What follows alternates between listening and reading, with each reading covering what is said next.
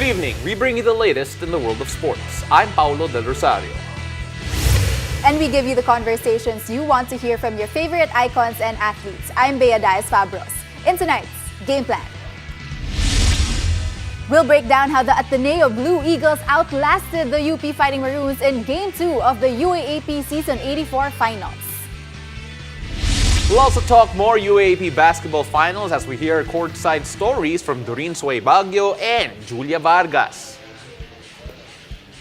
And my good friend Charles Chu and Tita Mozy Ravenna join us to break down the must-watch players for Gilas, Pilipinas and Philippine women's volleyball in the 31st Southeast Asian Games. Buckle up, sports fans. Let's get in the game.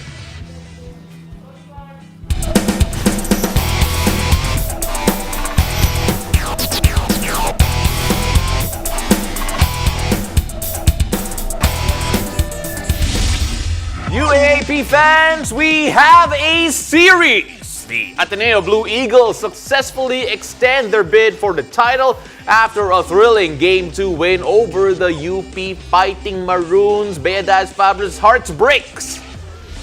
UP fall 69-66. The series is tied 1 game apiece. Ange Kwame with a big double-double. 14 and 14, 8 blocks to go with that. And Tyler Tio with 14 points.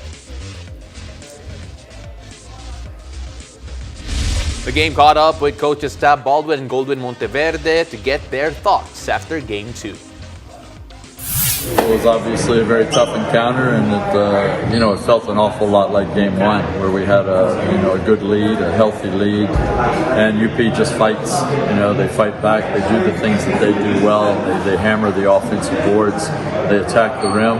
They did it again, and the game got close. And unlike Game 1, where UP players made big plays, I think in today's game, it was more the Ateneo players that made the big plays down the stretch, and this series has the feeling that could happen every game. We never had a rhythm offensively. We started out slow. Siguro dapat mas learn kami na from start to finish. Ang ganito mga passing game, we need to start it strong, finish it strong. Interesting quotes there from Coach Tab and Coach Goldwyn. Bea's here now in her capacity as a UAP analyst. Pero grabe, sinabi ni Coach Tab, it was the Ateneo players who made the big plays in Game 2. Game 1, it was UP. It feels like a series where it would always boil down to whoever makes the big plays, Bay. Exactly. I have to agree with Coach Tab Baldwin that it was the endgame execution this time of Ateneo that allowed them to win. But Pao, more than the endgame execution, I have to pinpoint 2 statistical departments that made Ateneo have a better position to win that ball game, and that was offensive rebounds and second chance points. These 2 departments were 2 that UP dominated in Game 1, but in Game 2, Ateneo, credit to the adjustment of the Ateneo coaching staff. They were able to turn things around. Offensive rebounds, they dominated that 18-15. Second chance points, they dominated that 16-8. So really credit to the adjustment of Coach Tab Baldwin. But another thing that I really admire for Ateneo is their bench points. They more than doubled it. They scored 32 points off their bench points, led of course by their graduating players, Gian Mamuyak and Tyler Tio. They really proved that, they didn't want last night to be their last game of their UAAP career. Yeah. And what a way for Ateneo to extend it to a rubber match on Friday for game number 3. We saw a while ago in that highlight package that crucial turnover and the end of the inbound for UP. It felt like at the end, in the end game, the inexperience of a UP team that hasn't been in a one possession from a championship away situation did show. Do you feel that way as well, that the inexperience was there, evident at least at the end game in the Game 2? You could say that maybe it is the inexperience, but we have to note that Coach Goldwyn Monteverde, he's a champion coach in the juniors division. Carl Tamayo, he's also a champion player with the NU Bullpups. So I guess those late game adjustments, those late game miscues, especially, that last possession with Richie Rivero. But as Coach Goldwyn Monteverde mentioned, the team has to be able to help each other out. The coaches have to be able to communicate with the players. So, excited for Game 3 because, you can see, you cannot deny how both teams really want to win. And now that it's the rubber match, we really don't know who's going to win. It will all boil down to execution. I think that to the statistical department in terms of rebounding and second chance points, I feel will really spell the difference in game number 3. Well, there already is an announcement that sold out yung Mall of Asia Arena para sa game number 3. And we don't have a lot of time here, Bea, but if you could give us one key to win the game for both UP and Ateneo, what are those? Well, for UP, definitely it's their offensive rebounds. I mean, one thing great about UP is that it's not just Carl Tamayo, it's not just Richie Rivera, but it's everyone gang rebounding with Diouf, with Xavier Lucero. That's what will make them win the ball game. For Ateneo, I think everyone's stepping up. Dave Ildefonso, after that, subpar game 1, he came out really strong. The seniors really coming up big. And Gian Mamuyak and Tyler Tio will really spell the difference also for the Ateneo squad. Well, let's see what's gonna happen, Bea. I know I really applaud you for being unbiased for the past 7 minutes. Oo, ang hirap eh. Pero you know what? We'll have more chance to talk about this UAP finals because we have a couple of guests coming up. Now, after the break, we'll talk more UAAP basketball finals as we hear courtside stories from Doreen Suway Baguio and Julia Vargas. Stay tuned, you're watching The Game.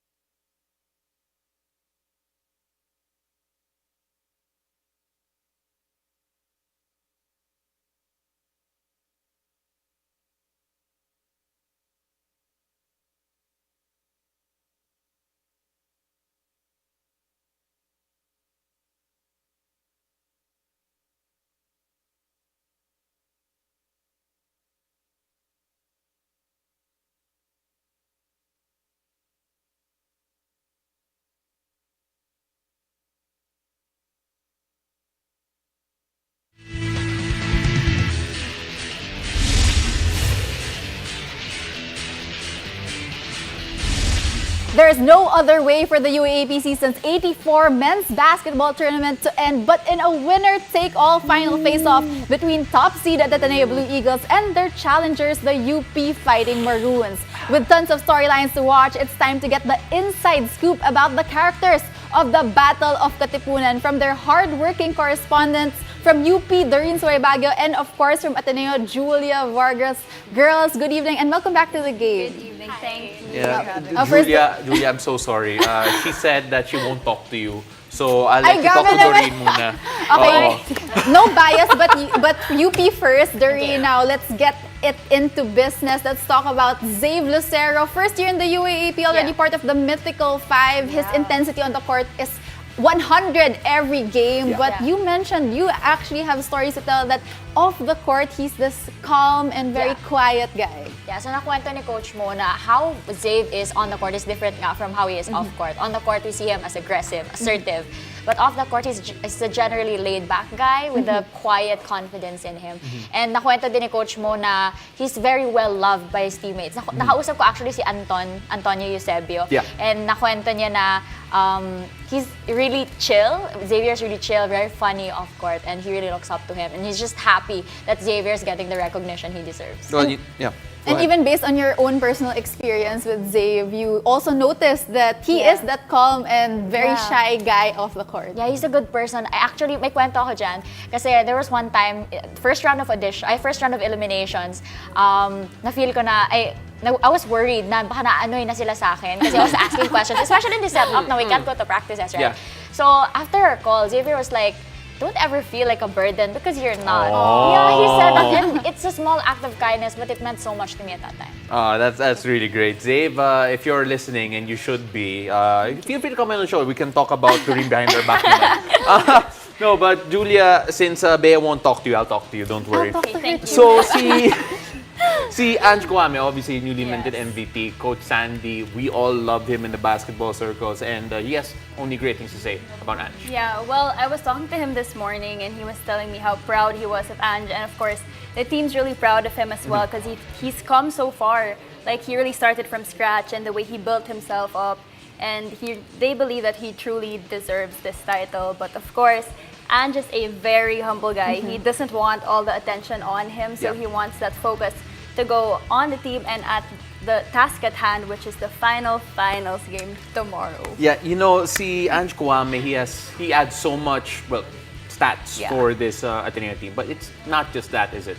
Yeah, actually, one of the student managers, Miguel, he told me that Ange is such a valuable player to the team because not only does he hustle well with rebounds, but when it's like, tipping the ball in to save it, his extra possessions really helps the team a lot, Yeah. which you can see in the games. Yeah. That's right. Offense, defense, we all know that Ange Kwame can provide that. I'm talking to her. Oh, okay, okay.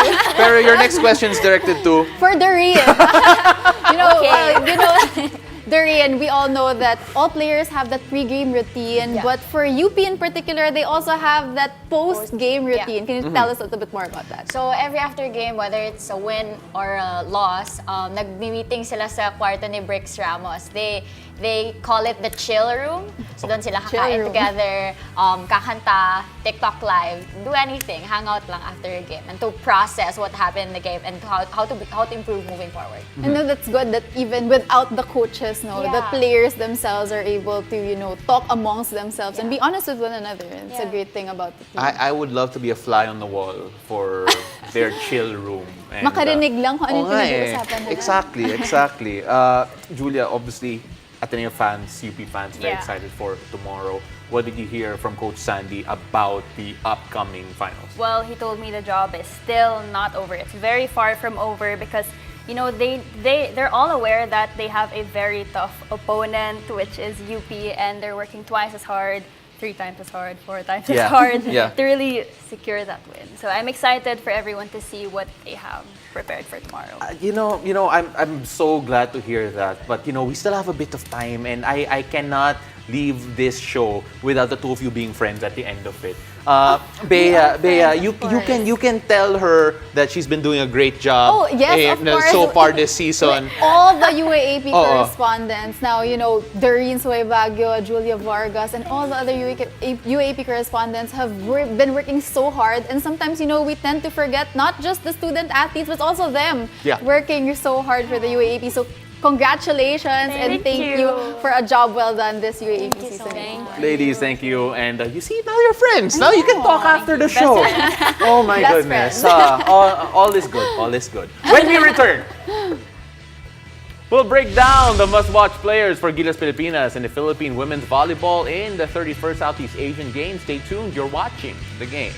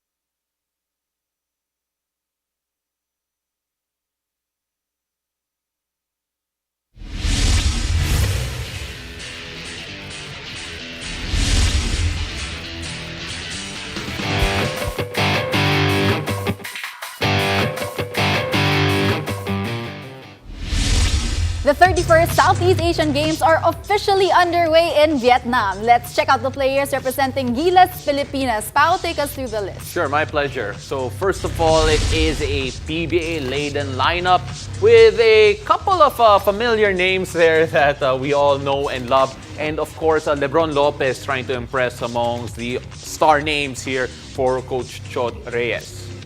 Now let's break down some watch players for Gilas. Joining us is our resident basketball analyst, Charles Stew. Charles, good evening. Welcome back to the game. Back, Charles! Am I still Pao missed resident? you so much. Am I still resident? I almost forgot what it's like to Bubble be. ka kasi, okay? Yes, of course, always a resident basketball I analyst. forgot but, what it's like to be in the show, but thank you. but Okay. you know, Charles, let's get right into it. Must-watch players. First on the list is Kiefer Ravena, who is gunning for his 6th gold medal in the SEA Games. He will be leading this squad as expected. Actually, the only reason why I'm interested to watch Kiefer, obviously I'm one of his biggest fans, right? Yeah. We're good friends, is because I want to see his growth from playing in Japan. I mean, I talk to him a lot still, and he's telling me how much he's learned playing for their coach there. Their game's a bit different, their European coach. So I just want to see that maturity, I mean, how it translates. Obviously, he is the team's leader, and he's going to be one of their best players, no doubt. Yeah.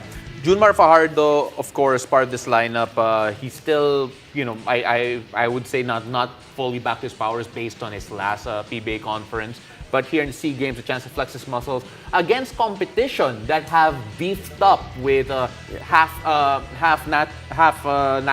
nationalized players as well. Yeah, I mean, the teams have a bunch of them. Vietnam has 8, Thailand Yeah. has 4, Indonesia got their new import, right? But I'm curious to see Junmar because for as good as he's been in the PBA, he's been the best player this past decade by far. Yeah. He hasn't exactly been the same player internationally, and then with playing under Coach Chot's system, the dribble drive, he hasn't exactly flexed his muscles, Yeah. as he put it. So that's why I kind of want to see how he'll do. Obviously, the competition's still not at the level where he's used to seeing in the PBA, perhaps, and even around the better teams in Asia. But I still want to see how Junmar plays in this level right now. You know, I mentioned the LeBron Lopez a while ago, and Yeah, the only exactly. non-PBA player here. How can he impress here? You know, obviously a lot of eyes will be on him because, like, hey, who's this young whippersnapper?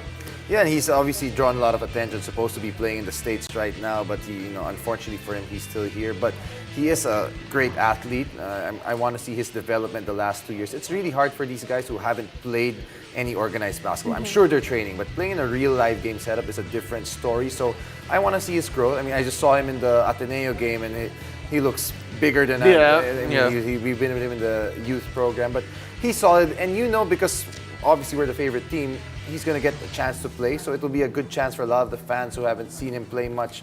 Good for him to show what he can do, and he's going to be a force.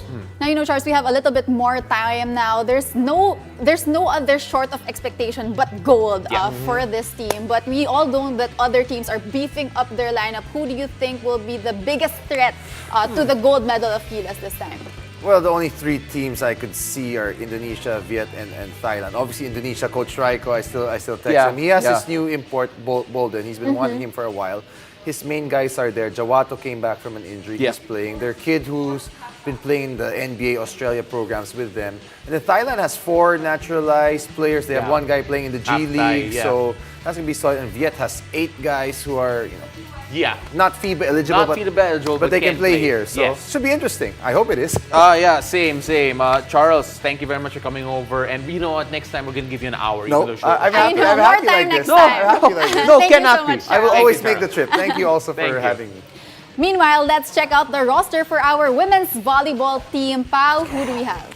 Well, of course, a lot of the familiar faces here, but then when you look at the 2019 lineup and the lineup that we have here, one of the names that we always have to mention, of course, really, just take a look at this and you can figure out who that is. But again, Liza Valdez, Majoy Baron in the Onto, and as well as Don Macandile, and so many star names that really impressed in the past few months.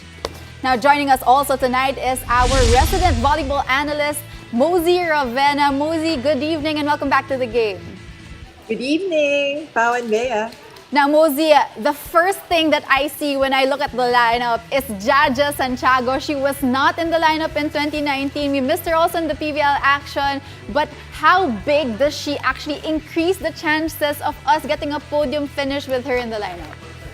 Well, Jaja with Mylene Pat recently made waves abroad, diba, in the volleyball scene. So I'm pretty sure yung sa scouting report ng different teams, ibang teams, for sure defense will be on them, which is actually good for us because it opens up the defense of the with our other spikers. We still have Eliza, we still have Galanza, Meneses, Tolentino, Cescolina, and the rest.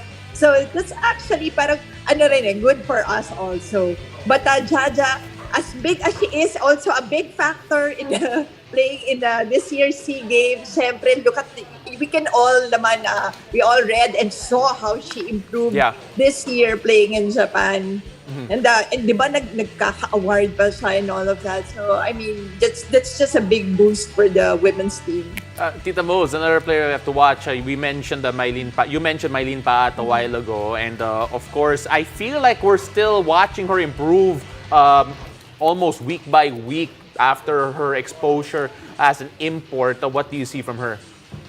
Well, another factor nga si Mylene, and she really played so well in Thailand. That's why I'm pretty sure scouted rin yan. That's why, again, no, it can be a good thing for us because we have other hitters who can also do well. But these two can actually lead the team and, again, gone for a podium finish.